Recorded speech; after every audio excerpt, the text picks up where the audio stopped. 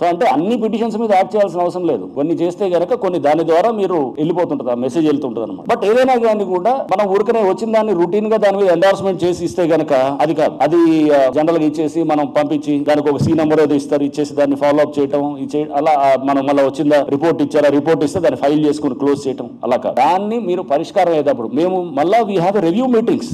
ఈ ఏదైతే petitioners day ఒక రోజు పెట్టామో మళ్ళా వారంలో ఒక రోజు review for the petitions which have given. మీరు అన్ని మీ దగ్గరకు వచ్చిన కంప్లైంట్స్ రివ్యూ ఒక రోజు పెడతాం, మా ఆఫీసర్స్ అందరితో కూడా పెడతాం అన్నమాట. సో ఈవెన్ నల్గొండలో కానీ వరంగల్లో కూడా మేము చేసినప్పుడు ఈ మండే రోజు ఏదైతే గనక ప్రజావాణి ఉంటుందో ఫాలోయింగ్ ఫ్రైడేనో థర్స్డేనో ఏదో దాన్ని ఫాలో అప్ డే అనేవాళ్ళం. ఫాలో అప్ డే అంటే ఏంటంటే ఇచ్చిన పిటిషన్స్ మీద ఏమైంది అనేది ఆ రోజు తీసుకోవాలి. సో తీసుకొని దాన్ని ఫాలో అప్ చేయాలన్నమాట. పిటిషన్స్ పరిష్కారం అయిందా? చాలా పిటిషన్స్ కూడా డబ్బుతో ముడిపడి ఉండవండి, అది let me be very clear. ఇల్లులు కావాలి లేకపోతే ఇంకేదో కావాలంటే ఫైనాన్స్ దీనికి లింక్డ్ ఉంటాయి. చాలా పిటిషనర్స్ వచ్చేది అడ్మినిస్ట్రేటివ్ లెథార్జీ, అడ్మినిస్ట్రేటివ్ ఇన్సెన్సిటివ్నెస్, అడ్మినిస్ట్రేటివ్ ఇనాక్షన్, దీనికి రిలేటెడ్ గా ఉంటాయి అనమాట వచ్చే కంప్లైంట్స్. దీన్ని మనం ఇమీడియట్ గా వీ కెన్ యాక్ట్ చేయొచ్చు కదా, మన వాళ్ళతో మనం చేపించవచ్చు కదా. రాగానే కిందకి దోసేసి లేకపోతే మన ప్రజావాణి అంటే అబ్బా ఈరోజు హెడ్ రా ఈరోజు కూర్చోవాలనుకుంటే కనుక అలా కాదు. లోపల ఫస్ట్ మనకి ఆ కమిట్మెంట్ ఉండాలి, నన్ను చేయాలి, ఆ డెడికేషన్ ఉండాలి.